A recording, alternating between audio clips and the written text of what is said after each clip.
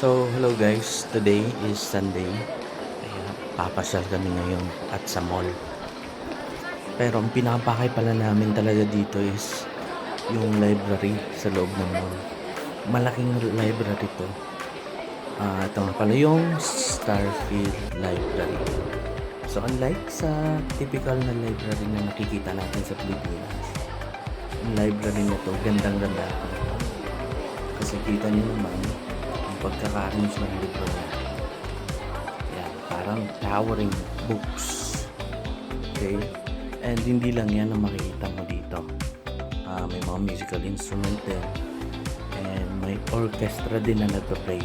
I'm not sure if this is just on Sundays or weekends or on a daily basis. So, ayan, aside from that, may mga musical instrument din na binibenta dito.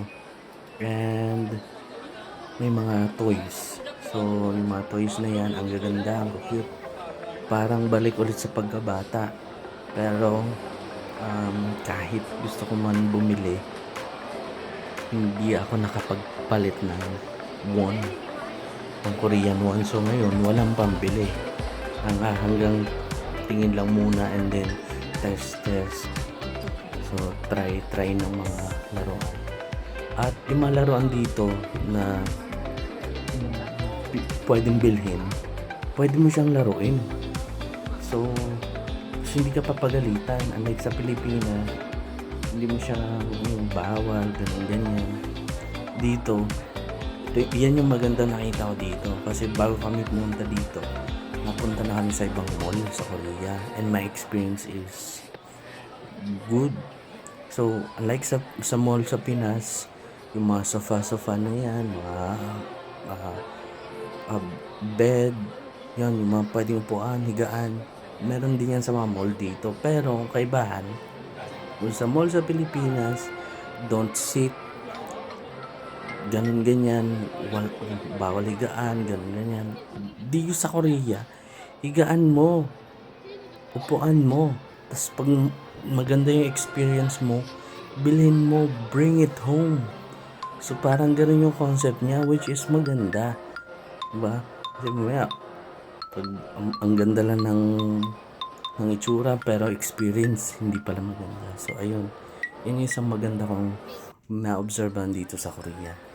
So ayan, then since malaki tong floor, lipat-lipat kami ng venue. So ayan, so umakyat kami sa taas, ang ganda. And then napunta kami sa 4th floor. Doon sa 4th floor may Starbucks. So makikita nyo naman yung ambience, ang ganda, malamig din. And then yung mga libro, kung gusto mo magbasa, yan, kunin mo lang, then balik mo lang. So naisip ko, siguro sa Pinas, ay nako, may nagbulsa na nito. Yan. So ayan,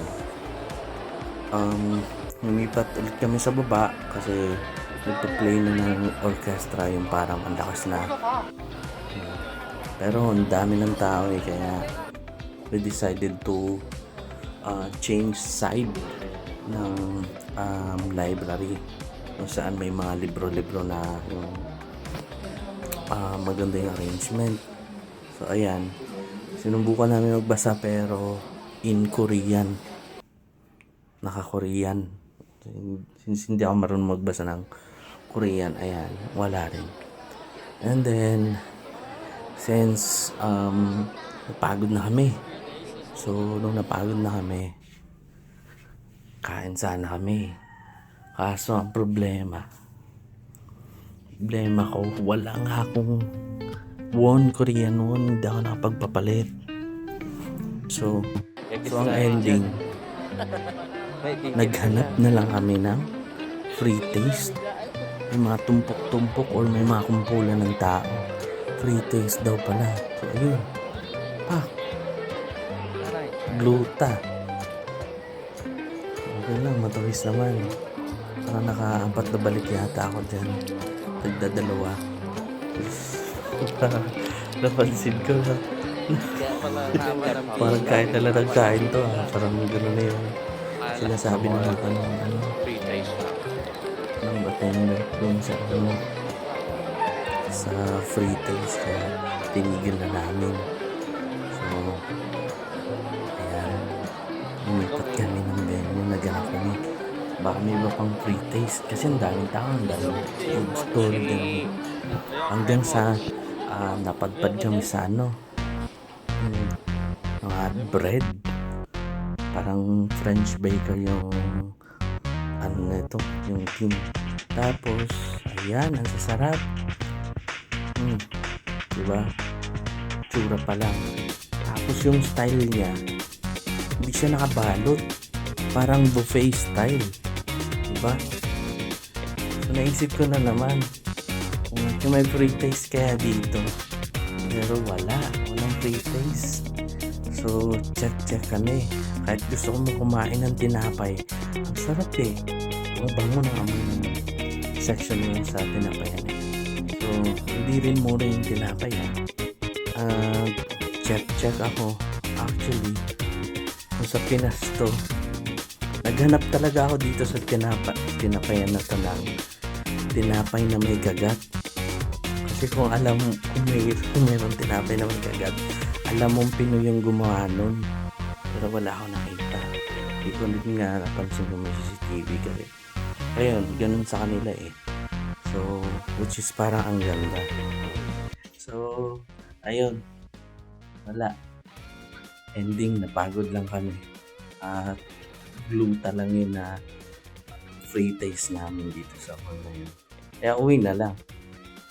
So, yun lang for today. Next day ulit.